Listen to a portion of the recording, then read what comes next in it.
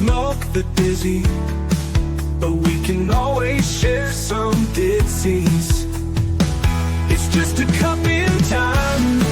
This song doesn't have to run. Life's all of us, not every moment we can be feeling fine.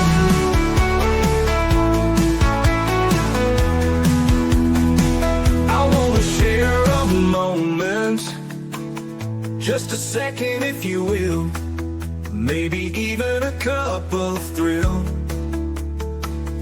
We could share this performance. It's tea time, come sit with me. Well, welcome, guys. Miss Liz is in the house, and that's right, it's Friday. So, yes, it is a different day. And you know what? Sometimes we need those little switches in life, because today I think I need this guest who's in the house today. She's really, really touching my heart. We had some conversation before we came live, and I think we're going to really enjoy Nancy's cup of tea this afternoon. So, if you haven't followed Miss Liz on my platforms on Facebook, YouTube, LinkedIn, all of those places, run on over, give them a follow, subscribe, because your follow does make a difference, because then you can share and get these tea times out there, because without sharing these tea times, what difference are we really making, right? So I want to tell everybody that I really appreciated all of you guys tuning in last night for the Golden Tea when I shared my personal story on my writing journey. So I want to thank you for that. But this afternoon we have Nancy Landrum in the house, and we're going to be talking about marriage and loving it and all that good stuff. And you know how marriage is for Miss Liz. So I think I'm going to enjoy this conversation with Nancy. So let's get started with the disclaimer, and then we're going to get an intro of Nancy, and then we're going to spill some tea. We don't serve the beverage, we serve real life stories here. Disclaimer for Miss Liz's Tea Time live show. Miss Liz's Tea Time is a global platform dedicated to sharing real life stories, diverse perspectives, and meaningful conversations that inspire awareness, healing, and connection. Miss Liz is going live using StreamYard. Before leaving a comment, please grant StreamYard permission to see your name at StreamYard.com. Please be advised that all the content brought forward during any Tea Time show is presented in good faith and health. However, discussions may include opinions, beliefs, and perspectives that do not necessarily represent the views of Miss Liz or the Tea Time platform. Information shared by guests is based on their own experiences and is perceived to be accurate at the given time of airing. All guests, viewers, and participants are responsible for using their own judgment when considering any action or decision that may relate to this discussion. Some episodes may cover sensitive topics, including, but not limited to, trauma, abuse, grief, mental health, and other emotional triggering subjects. Listeners' and viewers' discretion is strongly advised. Tea Time with Miss Liz is an open discussion forum designed to offer insight, inspire awareness, and create connection. It is not a substitute for professional, medical, legal, or therapeutical advice. If you require professional support, please seek assistance from qualified professionals or trusted resources in your area. If you have any questions regarding this disclaimer or the content of the discussion, you are welcome to contact me at my email at bookingmissliz@gmail.com or visit my link tree at Miss Liz's Tea Time. By choosing to participate in, comment on, or view these live shows, you acknowledge and accept this disclaimer. Your participation is entirely voluntary. Miss Liz welcomes you to join the conversation with an open heart, and if at any time you feel this platform is not right for you, I respect those wishes and will welcome you back whenever you are ready. Tea Time with Miss Liz is serving truth and awareness one cup at a time. Now, a little bit of intro on my guests. Let me get that for you. And I really want to just say thank you to my guests for showing up. Nancy Landrum. Today at Tea Time with Miss Liz, I am honored to welcome a truly inspiring guest, Nancy Landrum. Nancy is an author, relationship coach, and speaker who has dedicated her life to helping couples build the kind of love that lasts. As the author of How to Stay Married and Love It and several other practical guides, she brings both professional wisdom and personal experiences to the conversation. After navigating the struggles of marriage herself, Nancy turned her challenges into a mission to give couples the tools they need for better communication, deeper connection, and lasting love. Through her coaching programs, workshops, and books, she has touched countless lives, showing partners that marriage can not only survive but thrive when joy, respect, and intimacy. Her compassionate yet practical approach has made her a trusted voice in the field of relationships, empowering couples worldwide to transform conflict into connection and create marriages they truly love. Please join me in welcoming Nancy Landrum to Tea Time with Miss Liz. Thank you so much for that beautiful introduction and for having me on your show, Miss Liz. Well, thank you so much. And you know what? The universe does this, right? It gives me these little hiccups, and I think that it was meant to be today. And Okay. I believe that today was a good time for us to join and have some cup of tea together. So, Nancy, tell me a little bit about who Nancy was as a little girl and who's Nancy now. Would you repeat that question? I didn't quite get it. Who was Nancy as a little girl and who is Nancy now? As a little girl, I was very, very shy and quiet and wanted to stay in the background. And my mother was very social. And whenever she had guests over for dinner, I would bake her. I'd go without dinner to avoid being at the table with people I didn't know. Thankfully, she didn't let me do that. So it's been a lifetime of learning that I don't need to be afraid of people. It was, I was an adult actually when I was learning some NPR techniques and did a belief change that most people are safe. And if I am unsafe, I will know it and I'll know what to do. And that made a huge difference in my life, as well as in my 50s. I woke up on my 50th birthday and decided if I was going to get my master's degree, I'd better get started. And I really love that, Nancy, because you know what? At 50, you're giving people hope that are 50, you know, to go out and do stuff. well, in the master's program I attended, it was a very experiential program. So there were about almost 300 people in my class, and we practiced skills on each other. And so we did it in trios, 3 people. And so I sat us across from multiple people with many different backgrounds, different religions, different nationalities. And you know, as the pretend therapist, as we were practicing, I heard so many stories and discovered there's so much more that we share. There's so much more that we have in common than our differences. And that kind of took the last of the people fear out of me. Well, I think we focus so much on the differences that we don't focus on the similarities, right? I'm afraid that when we focus on the differences, then that's where prejudice is born and where wars are started, you know, where there's, you know, vicious competition or judgment. And yet when you really have a chance and take the chance to open your heart to someone who's different on the outside than me, there's very little difference. Yeah. I believe the same, you know, because we focus so much on the differences so that we don't have to look at the similarities, right? So we cannot get that empathy of someone else's story because we're so focused on the difference. Oh, well, I would do it this way and I would do it that way. It's almost like marriage, right? You know, well, I would have married this one or I would have married that one or, you know, so I want to get into the book because the book really, How to Stay Married and Love It, is almost like what we're talking about, you know, as similarities as a child. And that's why I always go back and I ask my guests who they were as a little one and who they are now, because it has a lot to do with who we are now as adults. Well, my journey as far as marriage started when I was very young. I was only about 3 years old when I decided I wanted to have a much happier marriage than I observed in my parents. there was just kind of a low level of bickering going on all the time and disrespect, and occasionally it would erupt into a real fight.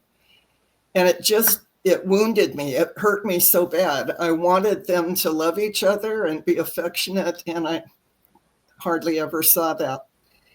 So I grew up as quickly as I could and married young, unfortunately, I married a very good man. But my assumption was that now I could have the happy home that I longed for my whole childhood. And the problem was the only marriage tools I had in my toolbox were the ones that I had observed in my parents. So I ended up acting a lot like my mom. He was very well, it's the repeat, right? Oh, That's yeah. all we know, so that's all we do. And the wounded child looks for the same similarities. Like a lot of people tell me, well, you would look for somebody like your father to marry like your father because was your example as a male role, right? Familiar. Yes, and so the more I tried to convince him that he wasn't making me happy, of course, the more unhappy we both were. We've been married about two and a half years when I finally lay down on my olive green carpeting, shag carpeting back in the day, and just told God, I will do anything to change the trajectory of this marriage. I'm even willing to change if you'll just tell me what to do. And I'm sure God chuckled and said, okay, I finally have her attention. And I made a few very important shifts in the next few weeks that immensely improved the energy between the two of us. Everything got better, and we had a second child. We had 2 baby boys, and he left home to play softball one night with our church league and dropped dead unexpectedly from an aortic aneurysm we didn't know he had. Well, I was 23 with 2 babies and totally unprepared for that kind of trauma. It took about 5 years for life to begin to be good again, or for me to have the confidence that life could be good. I was a single mom for 13 years before I married Jim Landrum, who was also a widower with 3 children. Looking back, we were amazingly naive. We thought we were older. We'd both been through a lot. We could handle anything.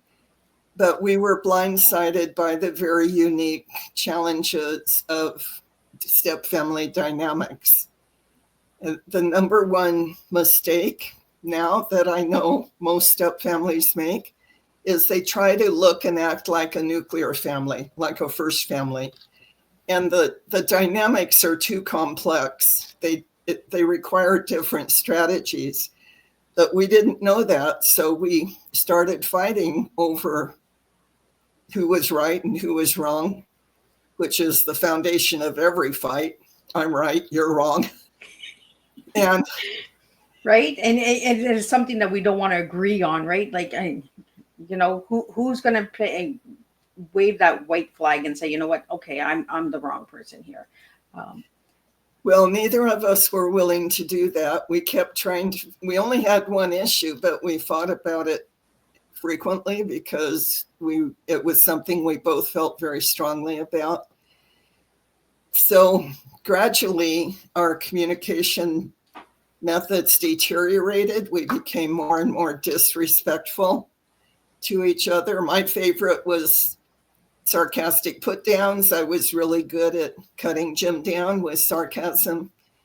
And I also became a yeller, which I hated. I didn't like being a yeller, but I just thought if you don't hear me the first time, I'll just say it louder. And finally, he began quietly saying, Nancy, the louder you yell, the less I can hear you. And he was right. But he had his favorites too. His was the finger pointing, you should have, why didn't you? Can't believe you didn't. That didn't go over very well with me either. We were like boxers in opposite corners of a boxing ring. We just kept coming at each other with the same old stuff, recycled the same old arguments. We tried to find resolutions, but our resolutions kept falling apart until finally we agreed that we needed help, which was so hard to do. Yeah. Like we were in our late 40s, early 50s, late 40s about that time.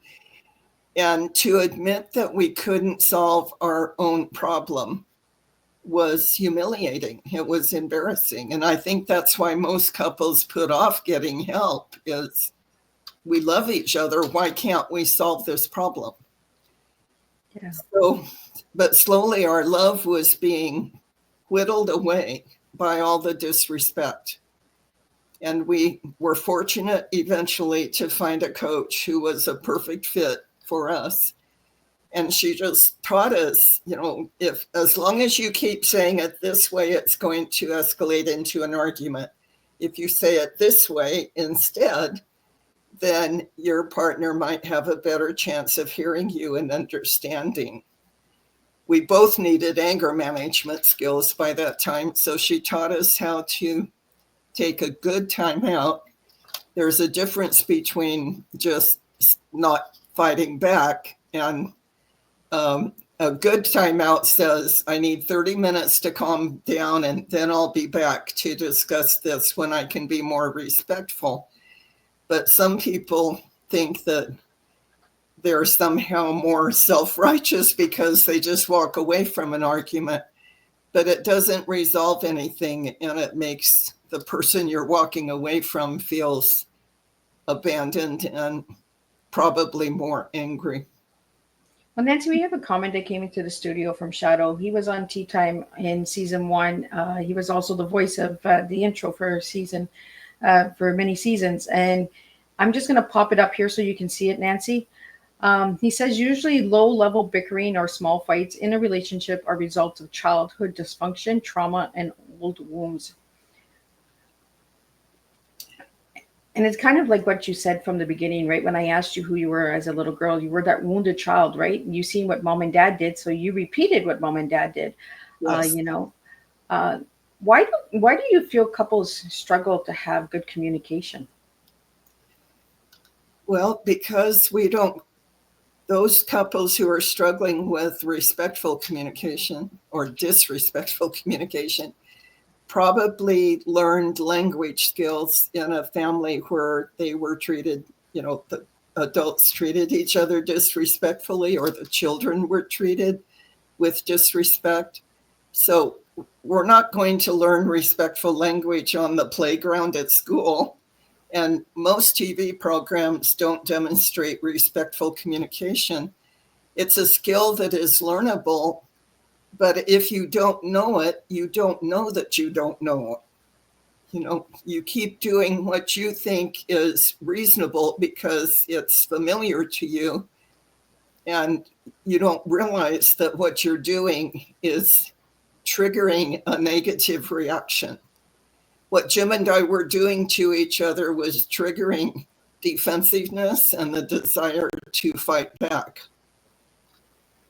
We couldn't hear each other as long as he was using his finger pointing you and I was using sarcastic put downs. That pretty much guarantees that your partner's not going to hear you. So how do we get our partner to hear us, Nancy? In our case, we needed someone to teach us how to deliver any message, to say anything we needed to say, but to say it in respectful language. The easiest way to describe the difference is disrespect almost always has the accusatory you in it. You didn't do this. I wanted you to. Why didn't you? Or it feels attacking to the receiver. Respectful language is sharing from your own point of view. Like, when this happens, I feel disrespected, or when this happens, I feel loved. When you do this, I feel like fighting back or moving away from you emotionally. It's called I language versus you language. And we we didn't know that. And we also didn't understand how important it was to share our feelings. Feelings can be shared in 3 words. I feel attacked, I feel angry, I feel disrespected, I feel hopeful, I feel loved. But I wish I had my diagram called an experience diagram. But up at the top are the facts, and the next layer down are thoughts. Thoughts include perceptions, assumptions, beliefs, opinions. All fights take place on that thought level. It's what I think versus what you think, or my perception versus yours. But when you say, when you drop down into the feelings, you're far more vulnerable. It feels powerful to share an opinion or to share angry words. Anger is such a powerful emotion. We feel powerful when we're angry. But to say, I feel sad, I feel disappointed, it's a far more vulnerable feeling. And for many people, it's just a giant leap that's hard to make. And number one. Number two, they don't know the outcome of sharing our feelings is developing emotional closeness rather than distance. When we share opinions or we fight over our opinions, it creates emotional separation. If you want emotional closeness, it's important to be vulnerable about sharing your feelings. Nancy, we have a question that came in. Why does the respect get lost in a marriage over time? I think it's probably the same answer that I answered before. If you haven't seen respect demonstrated for you when you're growing up, or seen your parents handle a disagreement without losing respect for each other, while still maintaining their respect and love for each other, then you don't know how. What Jim and I realized when we began working with our coach was we thought we had tried as hard. We'd done the best we could. We tried as hard as we knew how to resolve the problems in our marriage, but we didn't have the right tools. And it was learning those skills and our willingness to practice them consistently until finally the respectful methods of communicating and handling our anger became our new habits. So, learning it from a book, if you read How to Stay Married and Love It, the book that we wrote together, you'll learn the skills, and intellectually they make perfect sense. They're so simple, but they're hard to put into practice just because it's hard to change our habitual ways of communicating. We have a comment that came in. I'm going to pull it up so you can see it. I've never heard of this word, so I'm gonna do my research. Shadow knows I will do it. That's true. It could also be genetic as well. I recommend you study it. Epigenetics. Reading the studies on the topic is really alarming, especially for women. I've never heard of that word, so could you share a little bit if you know what that is, Nancy? I think there have been disrespect, particularly in the patriarchal world that we're just beginning to come out of. Women were treated like chattel, like property, and were so disrespected that finally the belief that we don't deserve any more than disrespect becomes patterned in our DNA. And that's one of the chapters in a book I'm writing is about the history of marriage and how what we expect from marriage has changed so much over the last century. We've come out of centuries of male dominance and female being disrespected and treated like property. And now we're expecting men to be more emotionally available, and they don't know how, many of them. And women are wanting to assume more power and have more of a say in their own lives as well as in the marriage. In fact, financially, it's nearly impossible in our economics today for a family to be supported with only one income. We need both the men and the women to be working, and it's changed the balance. The balance has shifted in marriage relationships, which is why we need better skills to make them work. Well, 20 years ago, the woman was the breadwinner. She was not the man was the breadwinner, but now it's the woman that is becoming the breadwinner of the family. So the demand that we've grown up with has changed, because we grew up being told husband works, woman stays home, cleans the house, does the babies, takes care of the home, and now it's the husbands that are staying home, cleaning the house, taking care of the kids. So it has confused a lot of us. You said you're writing a book on history of marriage. Is that book coming out soon, Nancy, or? Well, it isn't exactly the history of marriage. That's just one chapter. Oh.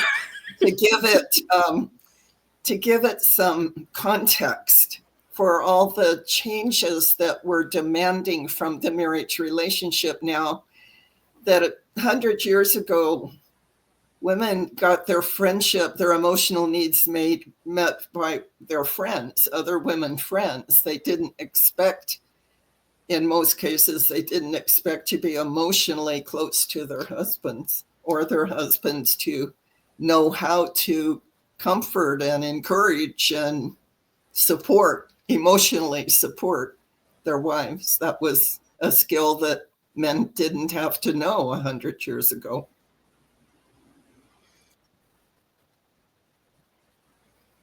Yeah, like the whole relationship aspect has changed in relationships, marriage, even with motherhood has changed, fatherhood. Uh, so we have a couple of questions that came in for you, Nancy, and I'd like to get them out to you. How does respect play a role in maintaining both love and connection in a marriage? Is number one. Thank you. I'm so glad that question was asked. I call, let me maybe put this up. You see this three-legged stool with broken leg? I grew up thinking love and commitment were all we needed to have a great marriage. Well, Jim and I loved each other. We were very committed, and our marriage was on the brink of failing because we didn't know how to respect each other. So what we had to learn was how to communicate respectfully, how to manage anger respectfully. And that gave us the third leg of a three-legged stool, so that now the marriage could rest because we had love, commitment, and respect. I'm a gardener. I love to garden. So I call respect the fertilizer of love. Without respect, it leaks away from the relationship and the commitment weakens. With respect, the feeling of loving each other is nurtured, and the commitment to love each other for life is there, because who would want to leave a relationship where you're treated with both love, commitment, and respect? That's what the third leg there is, the important piece that keeps love and commitment nurtured and growing. And you were going to add a second part to that question. The next question that came along that I found that was similar is, from your coaching experiences, what are the most common challenges you see couples face, and how can they overcome them? The most common challenge is the same challenge Jim and I had. Couples don't know how, they don't have the skills to communicate effectively and to create emotional intimacy. They haven't learned how because those skills haven't been modeled for them. Most of the couples I see come to me as a last-ditch effort before they file for divorce, or in some cases, one couple came recently who already had filled out the divorce paperwork. They'd already decided how they're going to divide their assets. And they decided to see me just in case there was some little chance that they could save this marriage. They came back 2 weeks later after their first assignment glowing. And the divorce papers were thrown away.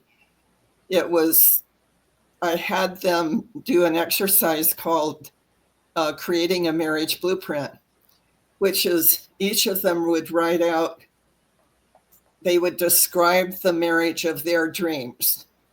The marriage I want, in the marriage I want, we would settle all differences with kindness. We're affectionate with each other. We always speak respectfully to each other. We make decisions together. We feel like partners. We love spending time together. We support each other's dreams and goals.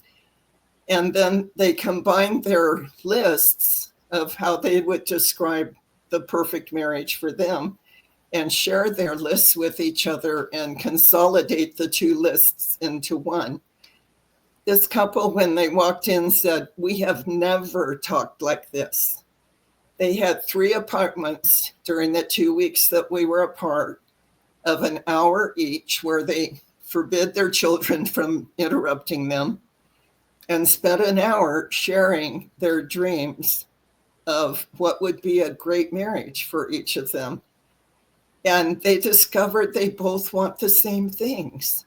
They just didn't know how to, they couldn't take the blueprint and build a marriage out of it because they don't have the right tools. So now we're working together for them to learn the tools that will help them build the marriage that they both want. Nancy, how important is it for couples to have exercises together without the interruption of their children or friends and family? How important is that? You've touched on 2 very important things. Children, just by their very nature, are very demanding of our time and attention. And yet what children want more than anything else is for mom and dad to demonstrate love for each other. So when you give a boundary to even small children, you can say, set a kitchen timer for 15 minutes. Mom and dad need 15 minutes. Don't bother us until the timer goes off. But older children, any child is reassured when mom and dad are speaking respectfully to each other. They're working something out, they're doing an exercise, whatever it is. It's reassuring because the basis of a child's sense of security comes from mom and dad, their love for each other.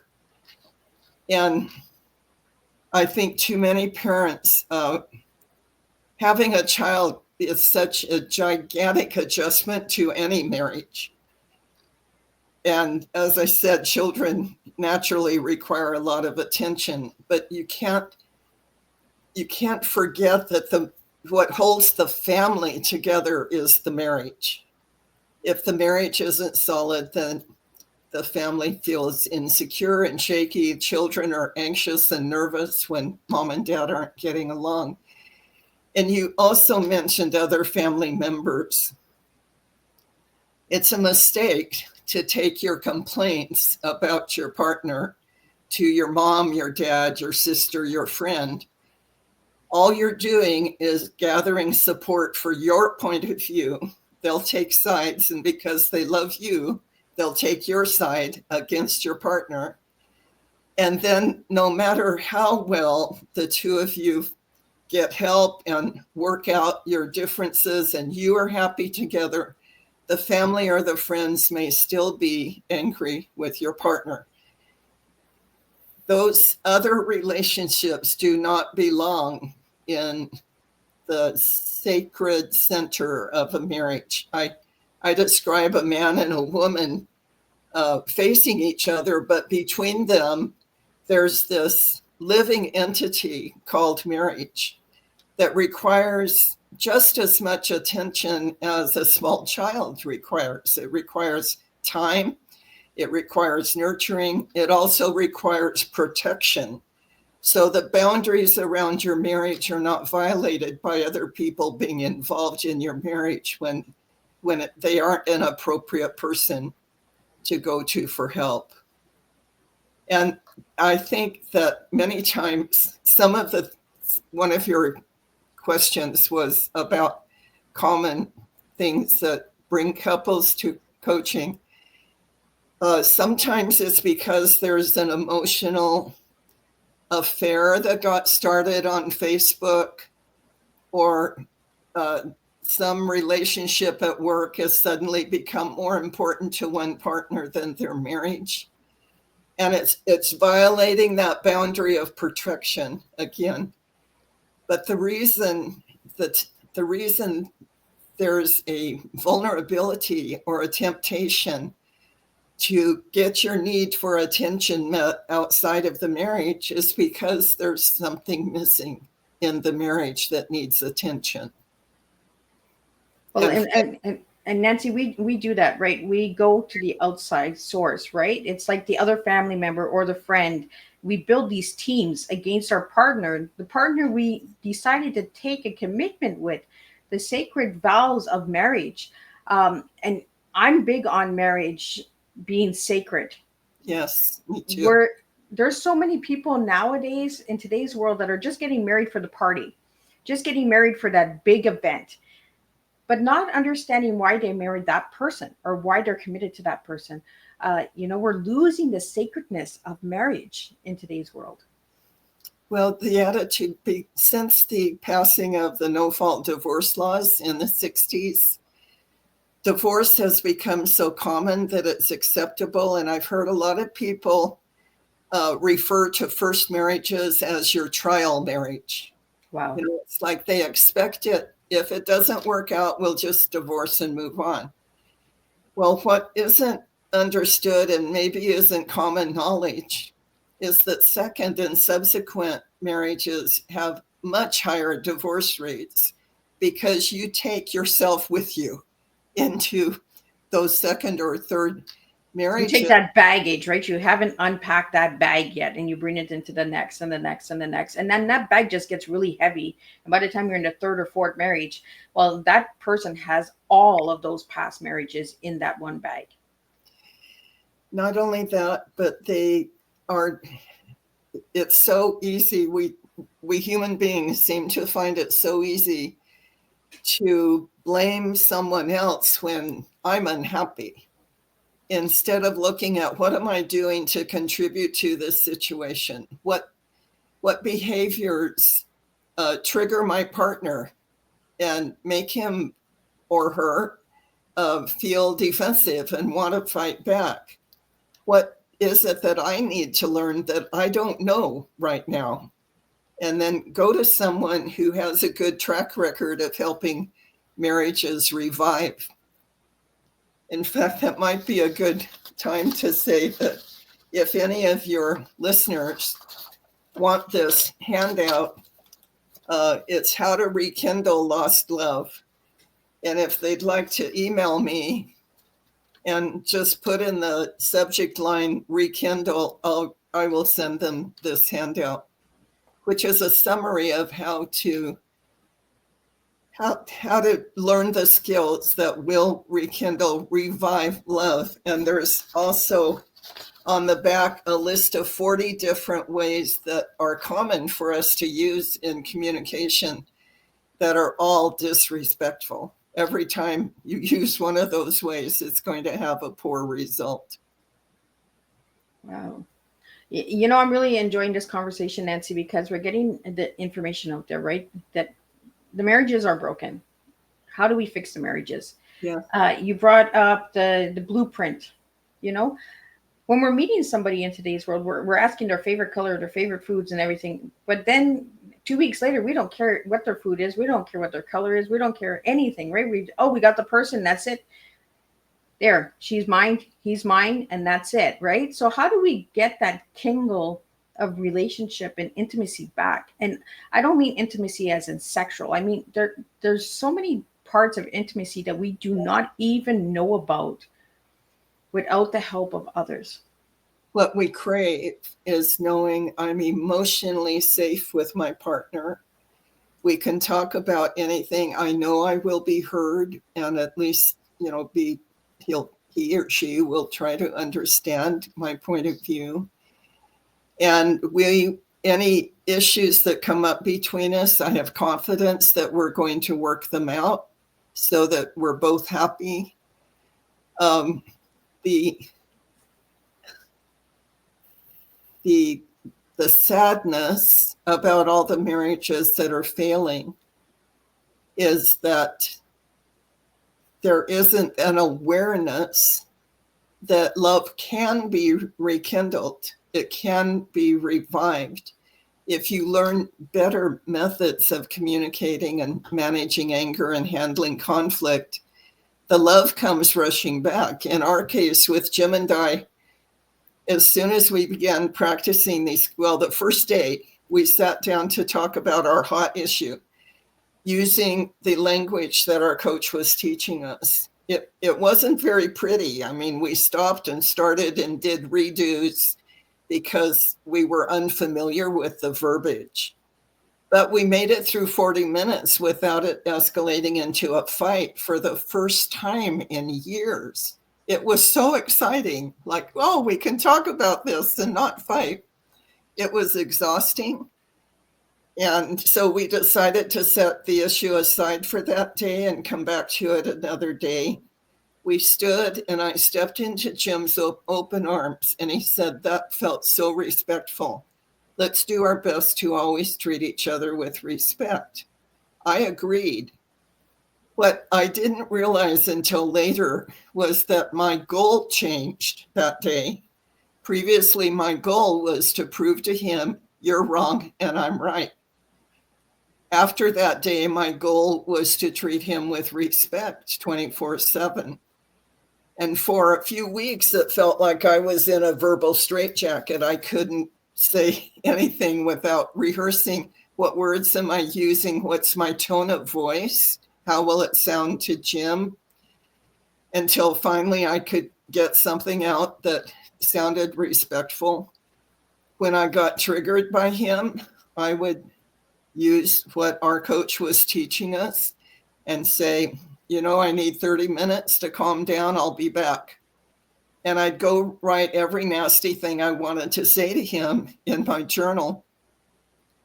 Jim didn't like journaling, and there are other ways it's called venting. There are other ways of venting the energy of anger out of your body. But he bought a little mini cassette recorder, which we all have on our phones today. And he would tell me, I'll be back in an hour. And he'd drive to a nearby park and park off in a corner where no one could hear him, turn on the tape recorder and bawl me out good. Say anything he wanted to say, using any language he wanted, until he calmed down.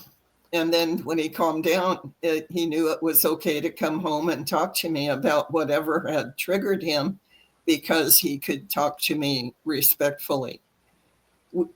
It was an advantage. I look back now and I think it was an advantage that we were so tired of hurting each other and so tired of being in pain that when we were given these very simple practical skills, we were totally committed to using them.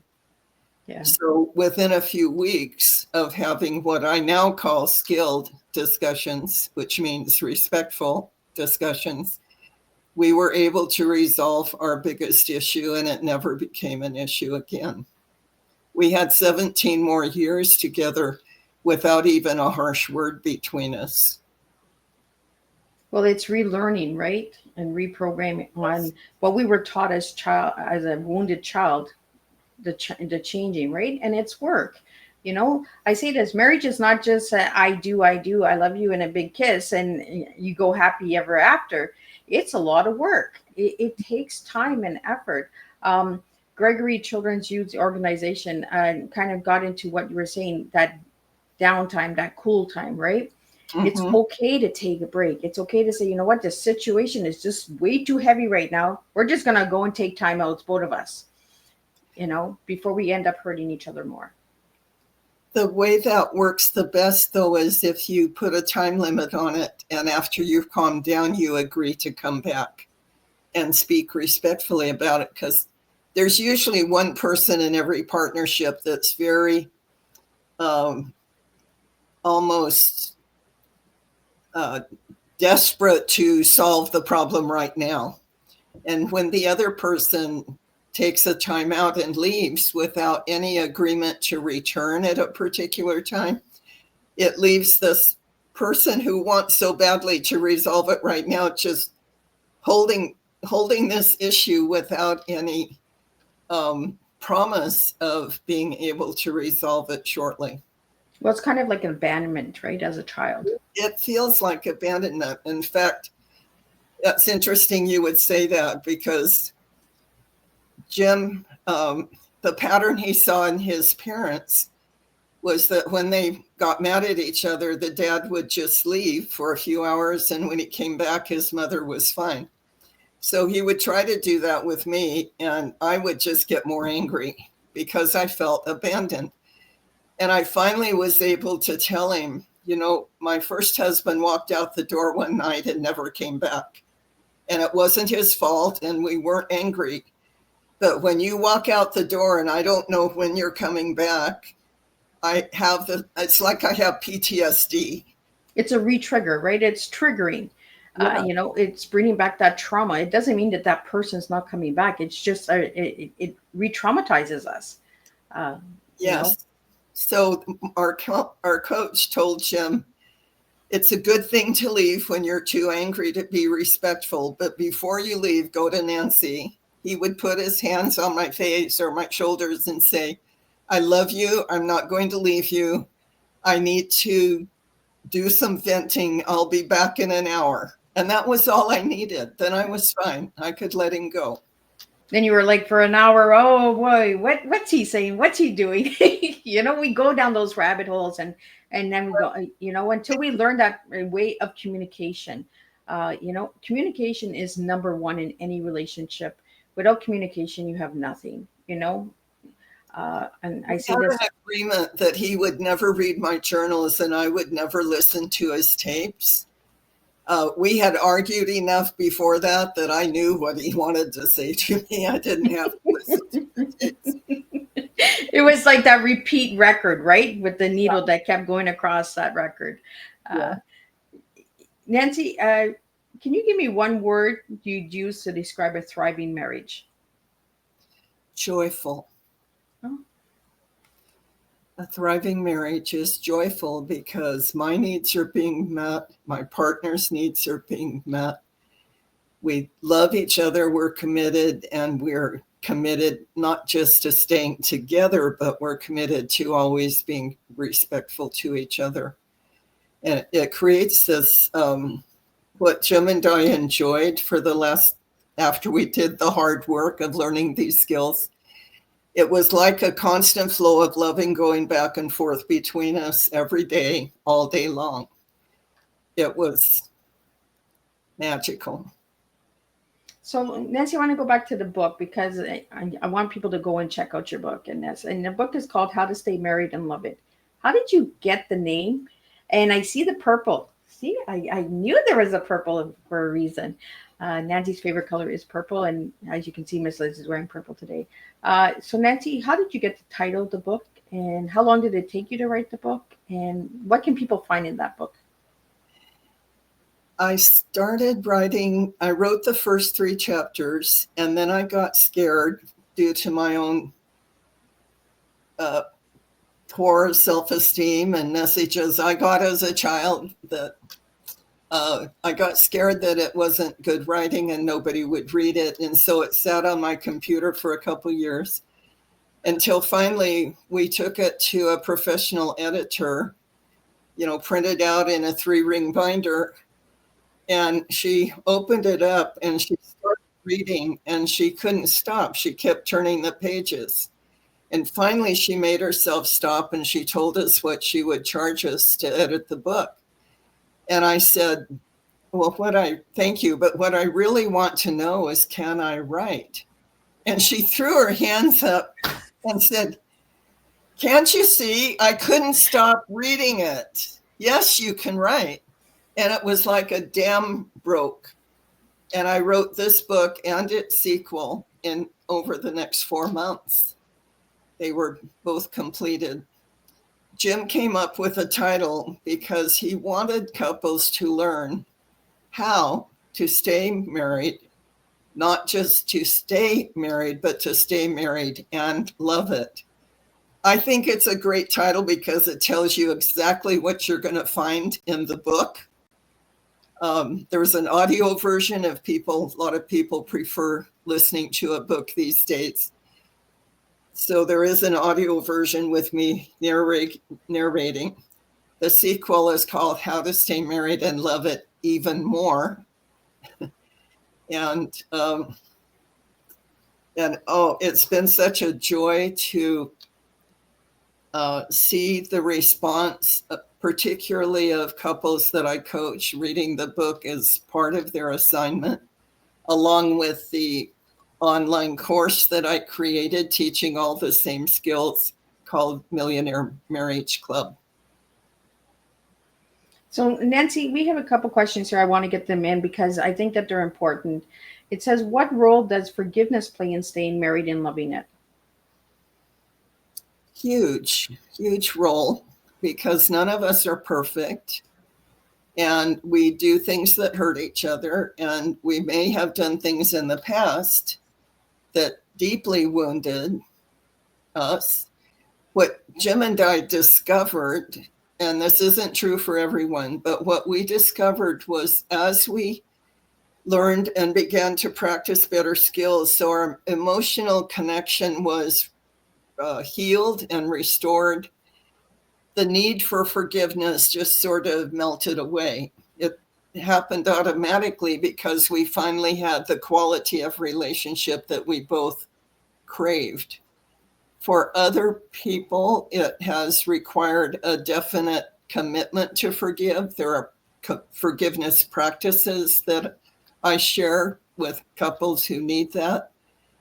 The interesting thing about forgiveness is many of us have a misperception of forgiveness, that it's letting the other person off the hook.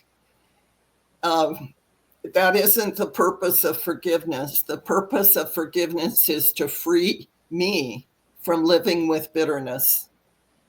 And it often heals the relationship as well. But in my mind, the number one goal of forgiveness is so I can live without resentment and bitterness.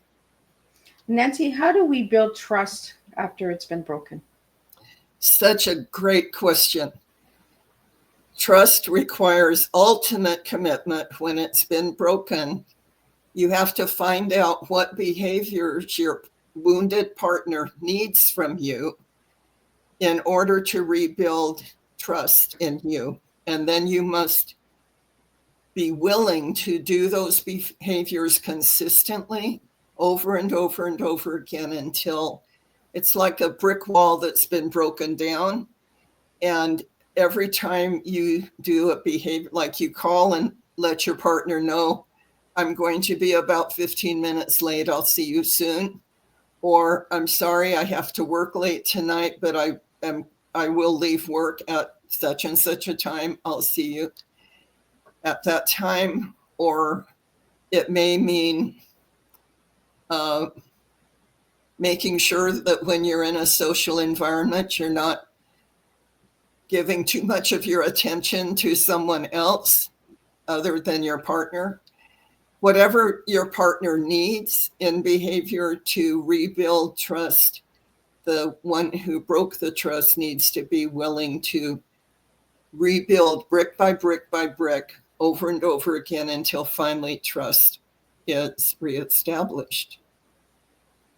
So Nancy, I want to get a little bit of your services out there. So if anybody that's looking for support and that, where can they find you and what kind of services do you offer? Do you do one-on-one workshops, all that good stuff? If you could share that. I currently don't have any workshops planned. I primarily work with couples. I'm so grateful to you for putting my website up on the board. For those who are listening and can't see it, the website is simply nancylandrum.com. And it's Landrum, not Landrum. Quite often I get Landrum. Landrum, LANDRUM.com. And on the website, there's a window for contacting me. If you want this handout, email me by going to my website and just write on the title, Rekindle, and I'll send you this handout. You can also look around and see what Millionaire Marriage Club looks like. There's a page where all the books I've written are listed. And I've coached couples with Zoom, the magic of Zoom, coached them in Canada, Texas, Australia. So although most of my couples are local to the Murrieta, Southern California area, I've had great success coaching couples through Zoom as well. Nancy, what message would you have for all the couples out there about, how to stay married and love it? If your marriage isn't working, chances are very good that you don't have the skills you need to create the emotional connection that you are both craving. Skills can be learned. Skills take a few months of intense effort, but the wound of a marriage lasts forever. Not only for you, but for your children. I'm really lately been thinking a lot about the legacy that we all leave. All of us leave a legacy of one kind or another. Miss Liz is leaving an amazing legacy with all of the interviews she does with people that have a story to share that's worthwhile. You can choose to leave a legacy of an unhappy marriage or the legacy of divorce. Divorce tends to run in families. Happy, successful marriages also tend to run in families because our children pick up from us whatever legacy we leave them. And Nancy, if you could sum up your mission in one sentence, what would it be? Wow, thank you for giving me that chance. My mission is to reduce the divorce rate in our country by helping couples understand or learn or know where to go to find the healthy communication and conflict management skills they need to rekindle their love. Well, thank you so much for joining me today on Tea Time and sharing all of this important information out there. Thank you to the people who joined in the studio, Shadow God, and the youth, Gregory Children and Youth Organization for joining in the studio. Thank you for the people joining on LinkedIn and YouTube, Facebook, and all. Miss Liz forgot about Instagram today, so I'm sorry for all the listeners on Instagram. I forgot to put you up there. But this will be getting out on TikTok and all those other platforms as well, Nancy. So I really want to thank you for bringing that information. And thank you for giving me the space and time to get your story out there as well on my platform, because it really does make a difference getting these stories out there. Marriage is hard, but we can make a difference when we start sharing the story. So I'm just going to give a little summary of what we talked about today. And we'll be back on Tuesday and Thursday. We have 4 more tea times of Then the end of September, you will see the end of August, you will see the lineup of September. We have 18 incredible guests that are coming. We have 6 returning guests from different seasons, and we have 12 new faces and 12 new topics that Miss Liz feels that needs to be brought to the table as well. So today we had an incredible and heartfelt tea time where we shared today with Nancy Landrum. Her wisdom on communication, connection, and lasting love reminds us that relationships are not just about staying together. They're about learning how to truly love and respect one another through every season of life. Nancy has shown us that the right tools, marriage can be a place of growth, intimacy, and joy. Her story, her coaching, and her books continue to inspire couples everywhere to build a partnership that thrives, not just survives. Nancy, thank you for pouring your heart, your knowledge, and your passion into today's conversation. And to all of you tuning in, remember love that lasts is built one choice, one word, and one moment of connection at a time. Until next time, this has been Tea Time with Miss Liz, one cup, one conversation, and one change at a time. And I will see you on Tuesday, same time, same place, and we'll do it all over again. Thank you, Miss Liz.